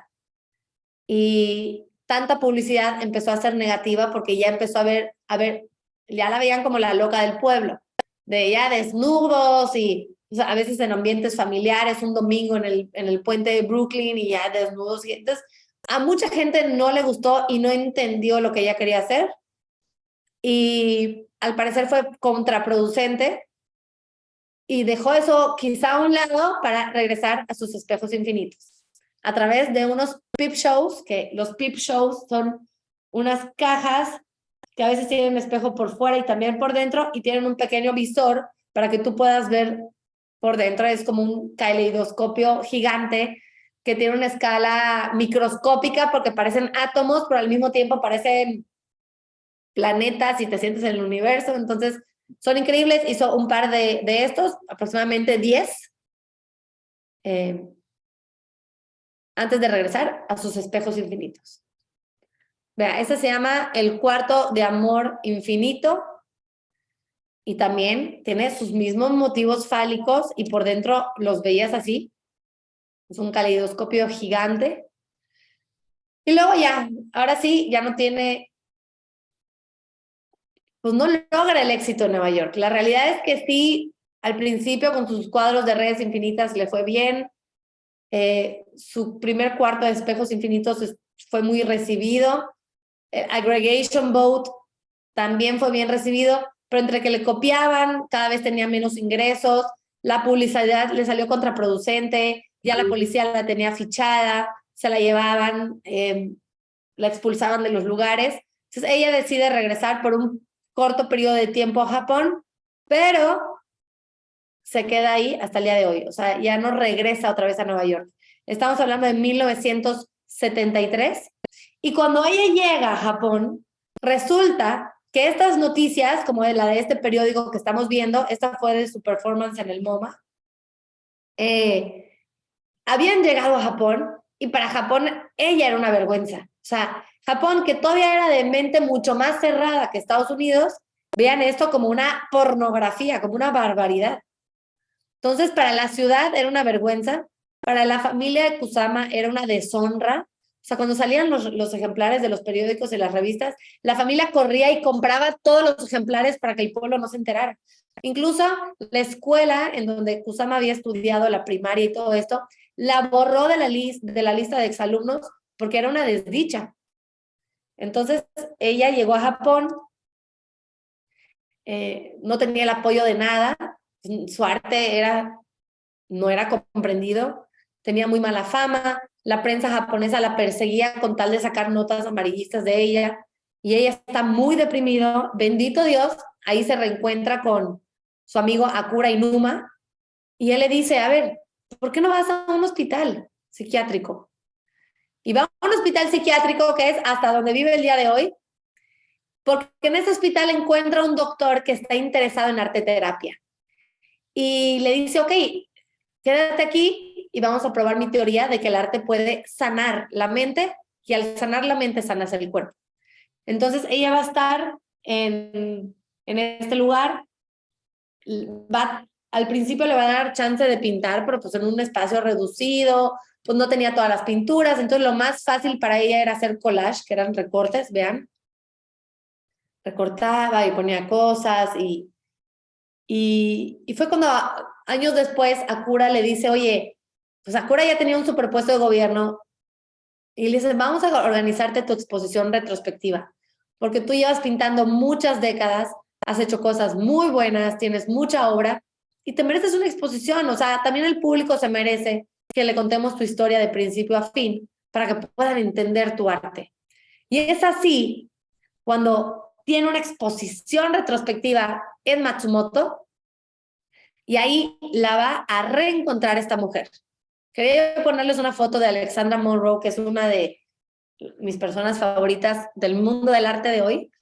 Ella es la curadora del arte asiático del Museo Guggenheim de Nueva York.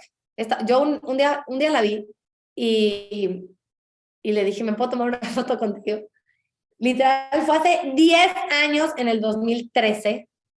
Ella fue conferencista en Art Basel, que es una feria que ocurre en Miami desde hace 15 años, cada diciembre, y yo me atrevo a decir que es la feria más importante del mundo del arte, pero sí, está en las top 3 seguro.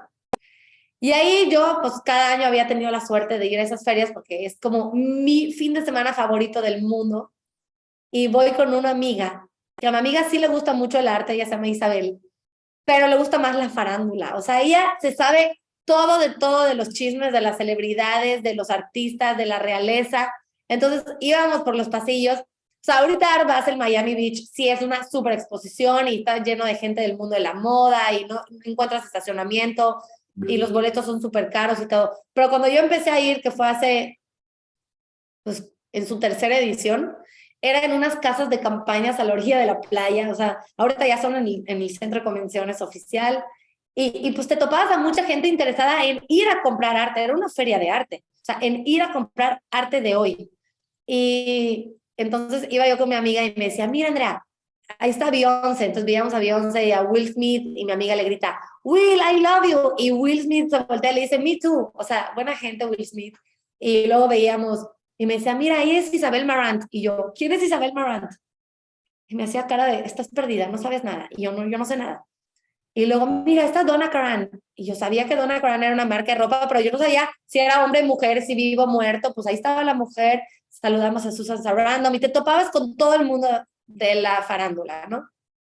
Hasta el día de hoy, esa gente va también. Y pues son los que compran arte, ¿no? Entonces, total, que buscaba famosos y yo veía a las colecciones de arte y tal, me topo con Alexandra Monroe, que es la mujer que les puse en la foto, y fue una de las primeras fotos que subí a Instagram, creo que fue la tercera foto que subí a mi cuenta de Instagram, y para mí era un wow esta mujer. Ella es curadora y ella, estando en Nueva York, en 1989, viendo televisión japonesa, se entera de la noticia de que una tal Yayoi Kusama, que había vivido hace muchos años en Monterrey, en Nueva York, pero que hace 20 años no exhibía su obra, hace 20 años nadie pronunciaba la palabra Yayoi Kusama en Nueva York. Y Alexandra, canaleando, se topa esta noticia de la retrospectiva que Akira le organizó en Tokio. Bueno, fue en Matsumoto o en Tokio, no me acuerdo. Pero bueno, fue en Japón en el 89 y Alexandra dice, tengo que ir a Japón hoy.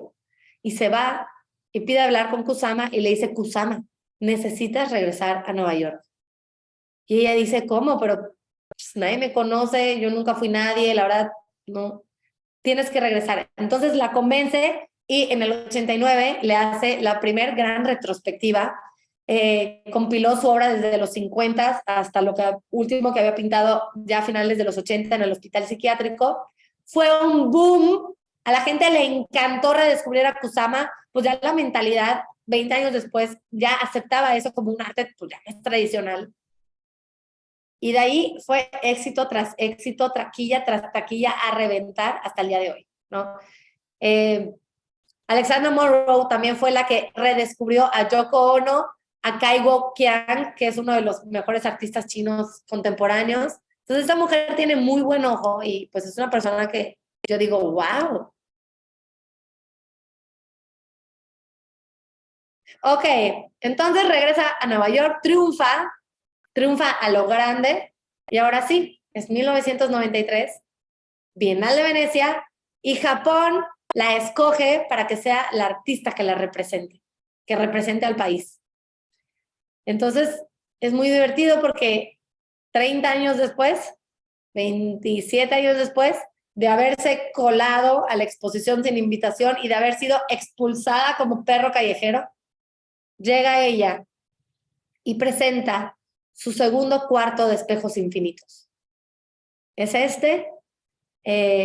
es un cuarto iluminado con miles de bolitas negras en un fondo amarillo, y dentro del cuarto tiene un peep show, que en el peep show te asomas al visor y ves calabazas de manera infinita. Y aquí es donde nosotros recordamos lo que significan las calabazas. Las calabazas para Kusama significan seguridad, estabilidad, confianza y un seguro de vida. Del 93 va a desembocar, ahora sí, a su primera escultura gigante, que es esta misma calabaza, que está en Naoshima, en la isla de Naoshima, en Japón. Hace un par de años, ahorita en pandemia, se hizo viral un video donde entró un huracán a la isla y esta calabaza fue revolcada por las olas y por los vientos, pero bueno, ya la volvieron a poner en su lugar.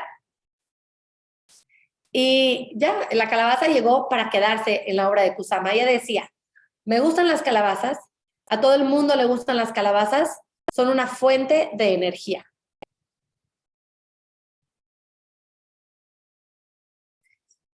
Y les decía yo, al final les voy a recomendar este libro. Yo no tengo tantos libros de Kusama, tengo un par de libros, pero he hojeado miles. O sea, yo entro a una librería, una tienda de museo, y hojeo muchos, y trato de comprar uno.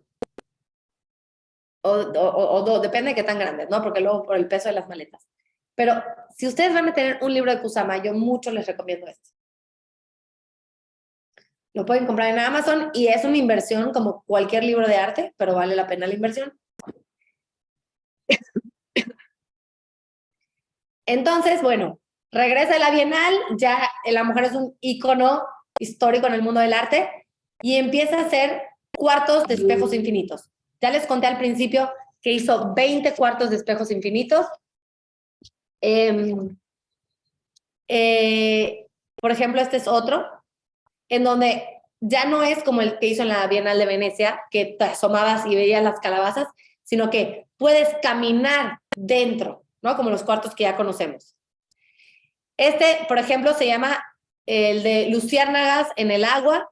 Fue su primer cuarto oscuro, porque a diferencia del de la Bienal de Venecia, es un cuarto iluminado, donde ves las bolitas y luego tú te asomas en un visor, pero es iluminado, ves tu camino. Este del 2000 fue su primer cuarto de espejos infinito oscuro, que además había agua. Entonces tú vas por un pasillo y los miles de bulbos se reflejan en el agua, y aquí es donde empieza a tomar otra vez importancia su idea de cosmos, su idea de infinito. La idea de entrar a estos cuartos de espejos infinitos de Kusama es perderte, o sea, perder la noción de piso, o sea, incluso si te tropiezas, entonces sería un éxito para ella, ¿no? Verte tú y sentir que estás flotando en la Vía Láctea te hace entender tu pequeñez, te hace entender lo efímero de esta vida, te hace entender que no vale la pena el berrinche que habías hecho un día antes porque el zapato que no te gustó tu zapato, o porque la comida no sé qué, y todas esas pequeñas frustraciones que le dan saborcito a nuestra vida, pero que dices, no son para tanto, ¿no? Mejor a vivir la vida, que esta cosa va a durar 17 segundos y ya nos vamos a morir todos. O sea, tampoco, ¿no? Hay que disfrutar la vida siempre. Yo creo que esto es lo que nos trajo la pandemia a nuestra generación. Nos damos cuenta lo frágiles que somos como humanidad. Entonces, mejor hay que disfrutar esta vida, ¿sí? Esta es la idea que tiene Kusama de cuando tú, espectador, entras a este cuarto y te sientas uno con el cosmos. Entonces, al sentirte tan pequeña, tan significante, pero al mismo tiempo tan poderosa y tan real y tan viva, la idea es que tú salgas de allá y quieras hacer algo por el mundo, o sea, que digas, veo ya la cosa con más empatía. Pero si estamos con nuestra selfie, pues difícilmente se va a lograr el cometido, ¿no? Este fue su cuarto de espejos infinito y se llama Alma debajo de la luna, y son miles y miles pelotitas de ping pong pintadas de colores fluorescentes con luz ultravioleta arriba. Y luego es este que se llama las luces parpadeantes del alma o algo así. Y es el primer cuarto de espejos infinitos en el que utiliza luces LED. Y luego viene mi cuarto de espejos infinitos, que es mi favorito. Yo nunca he visto este cuarto de espejos infinitos. Para mí sería algo sumamente especial entrar aquí.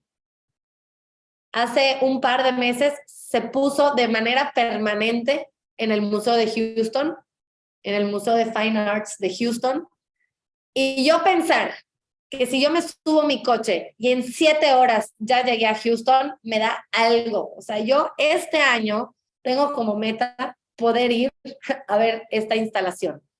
Me tranquiliza que va a estar ahí por siempre. Así que, bueno, hay tiempo y yo sé que a muchas personas les quedará lejísimos, pero los que viven cerca de Houston o en Houston, por favor, no pierdan la oportunidad de entrar, y de entrar sin celular de ser posible. Ahí les va por qué me gusta tanto. Porque no solo es la experiencia de ver miles de linternas, sino también es el significado que ella le está dando. Son dos significados muy bonitos. En primero, hace honor a este festival que ocurre en Japón o en algunas partes del mundo, que se llama Toro Nagashi, que es cuando las personas sueltan linternas de papel iluminadas, o sea, prendidas, en una de las últimas noches de verano, para atraer a las almas y guiarlas hacia su destino final. Más o menos lo que tenemos nosotros aquí en México, como o sea, el Día de Muertos, en Yucatán le decimos Hanalpichan. En nuestro altar de muertos en México le ponemos flores cempasúchil amarillas, y en teoría debemos de poner los pétalos como camino para guiar el camino de los difuntos, de nuestros seres queridos, para que vengan a comer, ¿no? Y decirles, hey, te recuerdo. Pues más o menos estas linternas en el río trazan el camino de las almas a llegar a su destino final. Y en esta experiencia que le tocó vivir a Kusama de chica, y no solo a Kusama, también a Rapunzel, ¿se acuerdan de la caricatura de Rapunzel? Bueno, mis hijas son fan y eso de las linternas chinas les puede encantar. Entonces, este cuarto está hecho inspirado en este festival Toro Nagashi, pero que al mismo tiempo es un memorial a las víctimas de las bombas atómicas. Tenemos otro cuarto que se llama el Obliteration Room, o sea, obliteration, ya sabemos que obliterar significa anularse, y así empieza la instalación, y al espectador se le da un set pegatinas, figuritas de stickers, y así termina. La idea es ir borrando todo. ¿Se fijan cómo ya no vemos dónde está la ventana, la pared? Perdemos perspectiva de dónde está el piso, el techo, el piano, dónde está sentado el niño, si está flotando, qué está haciendo. Ya no vemos nada, anulamos todo y nos convertimos en uno con el cosmos. Ya para terminar, vamos a hablar de la parte psicodélica divertida de Yayoi Kusama, y en este sentido también vamos a platicar de la colaboración que tiene con Louis Vuitton hoy por hoy.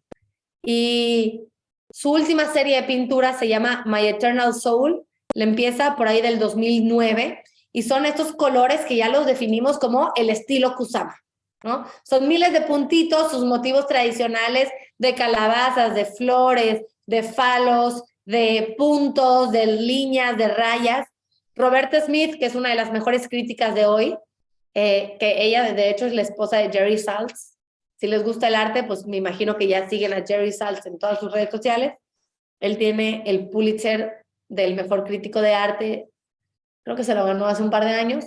Pero bueno, la verdad es que la académica de esa familia es la esposa, que es Roberta Smith, y Roberta dice que el arte de Kusama, que esta serie de pinturas de Kusama le recuerdan al arte aborigen australiano, que se hace con muchos puntos, con un patrón repetitivo. Kusama cuenta que su rutina de hoy por hoy, estando en Japón a sus 93 años, es levantarse todos los días a las 9 de la mañana, va a su estudio, que está dentro del mismo hospital, pero como por las imágenes y videos yo entiendo, digo, obviamente nunca he ido, pero entiendo que es como en otro edificio, pero dentro del mismo complejo del hospital. Ahí entra, obviamente tiene gente que la cuida, asistentes, enfermeras, todo esto, y pinta de 9 de la mañana hasta que se va el sol. Y cuando ella pinta su obra, no tiene una idea clara de qué va a hacer, no tiene una idea preconcebida de decir, hoy voy a pintar una calabaza y 3 círculos aquí o una cara feliz. No, ella empieza y solo piensa en el cosmos. O sea, la única idea que piensa es el cosmos. Y empieza a pintar, a pintar, a pintar, a pintar, como salga, lo que salga, con miles de colores, con acrílico, y pues resultan obras muy buenas.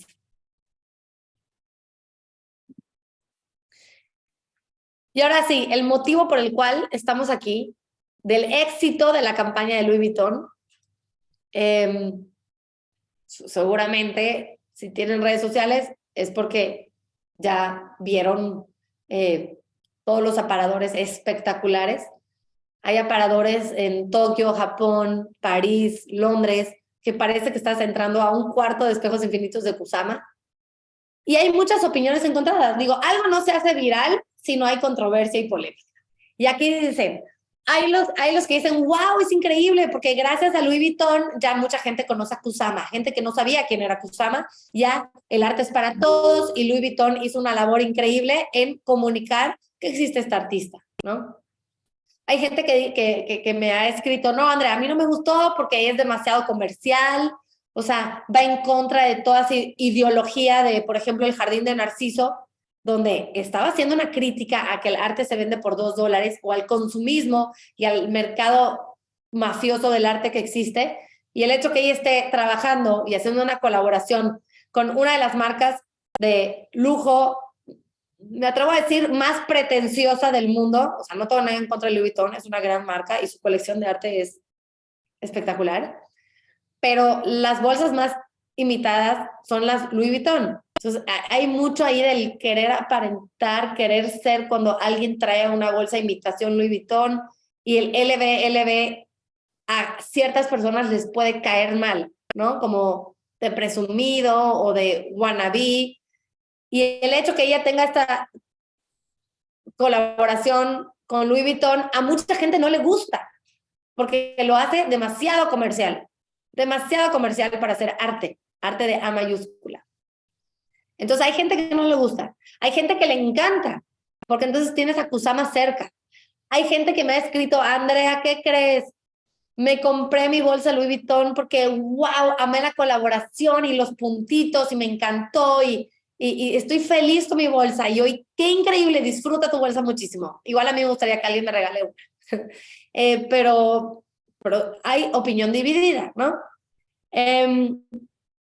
Mucha gente ha dicho, pobre ancianita, pobre abuelita, pues de entrada no es abuela, ¿verdad? Porque no tuvo hijos, pero pobre viejecita siendo como manipulada por el gigante de la moda y la están usando, están explotando su arte. Y en este sentido, yo, en mi humilde opinión, no creo que sea así. Yo no creo que Kusama sea una pobrecita, porque Kusama, ¿se acuerdan que yo les decía? Fíjense cómo posa en sus cuadros, fíjense, Kusama, la persona de Kusama de pelo rojito, es parte de la esencia de su arte. Ella misma ha permitido y ha querido que su cuerpo sea parte de una publicidad. No creo que Louis Vuitton esté aprovechándose de ella. Yo creo que es un acuerdo mutuo. Lo que pasó es que sale la campaña, es un boom internacional y durante semanas Kusama o la gente, no sé cómo funciona realmente el state de Kusama o sus representantes legales, o sea, toda la gente que está detrás de ella, no decían nada. No decían, ay, qué padre, nos gustó hacer esta colaboración por este motivo. No había nada. De la boca de Kusama no había salido ninguna declaración oficial. Entonces, por eso mucha gente empezó a decir, ay, no, pues Louis Vuitton aprovechó que la mujer ya tiene 93, que está más para allá que para acá y rápido hizo la colección. Pero hace un par de días, Kusama fue en persona a la sucursal de Tokio y ahí se tomó fotos, ¿no? Entonces, déjenme les cuento ciertas cositas. Para empezar, Kusama siempre ha amado la moda. Tanto es así que en 1965 lanzó su propia casa de moda llamada Kusama Fashion Company, en donde ella vendía vestidos, paraguas, sombrillas, pashminas, kimonos, todo siempre obviamente con su estética de puntitos, de falos, de calabazas, de lo que siempre hemos visto en su obra, ¿verdad? Ella, esta vez, del mismo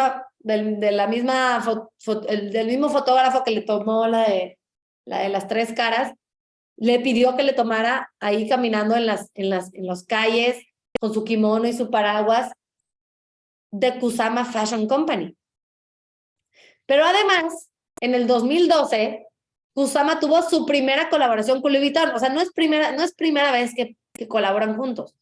En el 2012, cuando Marc Jacobs era el director creativo de Louis Vuitton, ella hizo su primera campaña y yo me acuerdo haber visto los tentáculos fálicos en todas las vitrinas de las tiendas de Louis Vuitton, pero no solo en las 4 grandes boutiques del mundo, sino en cualquier vitrina de cualquier centro comercial de Estados Unidos, de México, de Palacio de Hierro, veías esta estética. Y ella salía, o sea, esto también es un maniquí. La campaña de hoy, pues, para los que han seguido la trayectoria de Kusama, pues no es sorpresa que ella quiera colaborar con este tipo de marcas. Lo que sí fue bastante sorpresa fue el maniquí tan real. O sea, es que el maniquí le hace la mueca así de la boca chueca, así.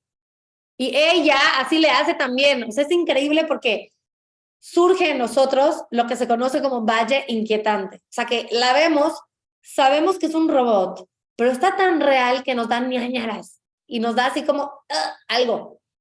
Como que no sabemos si nos gusta o nos horroriza. Les voy a mostrar ciertas imágenes de las boutiques de ahorita del 2023. Esta es la de Tokio. Esta es la de Tokio, donde está la Kusama gigante. Esta fue la semana pasada o hace 10 días donde Kusama visitó su boutique. Esta es la de París.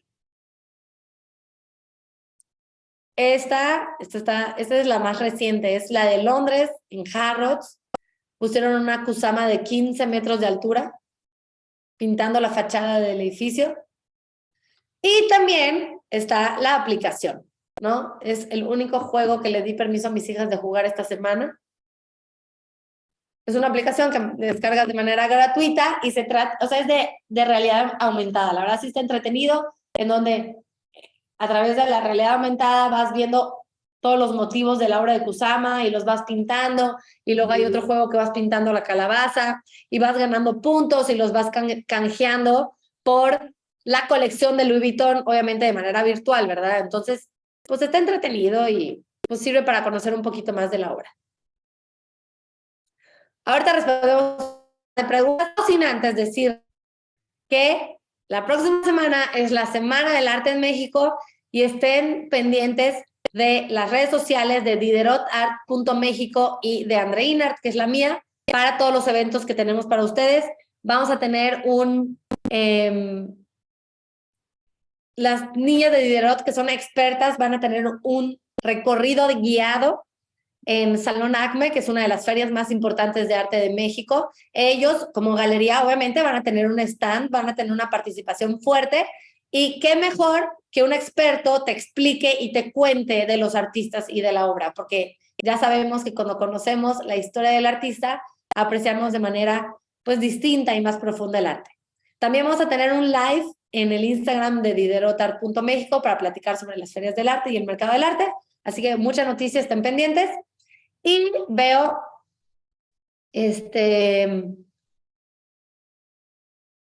tengo bastantes preguntas, somos muchos conectados. Ayer en esta misma clase fuimos 1000 personas conectadas y ahorita somos más o menos, digo, 20 menos, porque la avisé con menos horas de anticipación, pero somos muchos.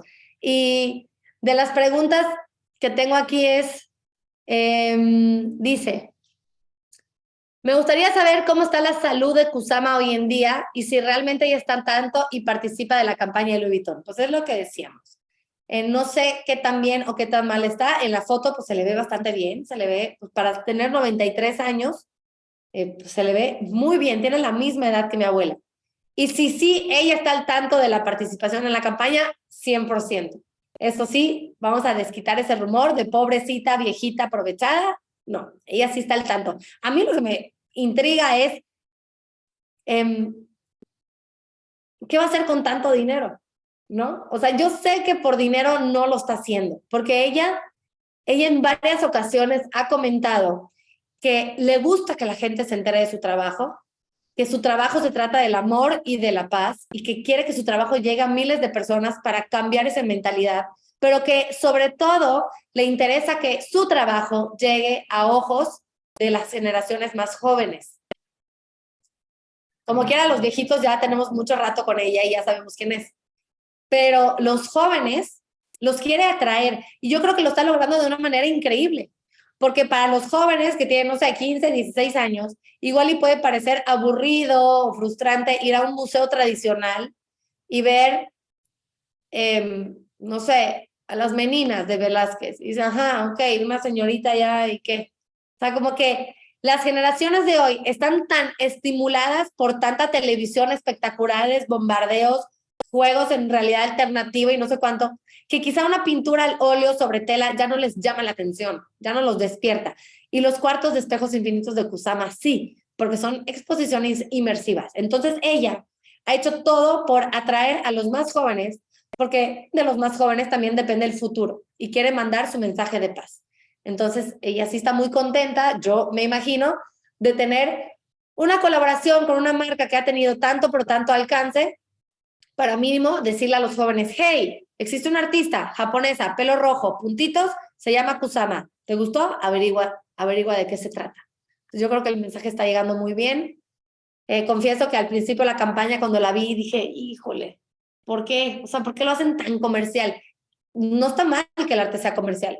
Andy Warhol quería que su arte fuera comercial, Dalí quería que su arte fuera comercial, Jeff Koons vive de esto. Es cuestión de gustos. A mí, Andrea Molina Millet, en lo particular, no me encanta que el arte sea tan comercial. Siento que el arte tiene el poder de ir un poquito más elevado que el mercado. Siento que el arte sí tiene alma, aparte, tiene un ingrediente que no lo tiene las cosas que uno va y compra en el súper. Y en principio yo vi la colaboración y dije, ay no, se hizo muy comercial. Pero de verdad me metí a la página de Louis Vuitton. Y en Louis Vuitton, en el sitio oficial, sí te hablan de quién es Kusama, de su amor por las calabazas. Digo, no me venden no tan profundo, pero sí te ponen un breve párrafo de cada tema sobre los polka dots, de las calabazas, de su infancia. Sí está haciendo una labor de propagar el amor al arte y darle un sentido a todo esto. Entonces, en final, yo creo que fue un éxito esta campaña, fue muy bueno. No sé ustedes si les gustó o no, ya me comentarán en los comentarios. Muchas gracias por estar aquí, gracias por ver este video, gracias al equipo de Diderot Art por invitarme a dar esta plática. Es un placer siempre colaborar con ustedes y nos vemos pronto.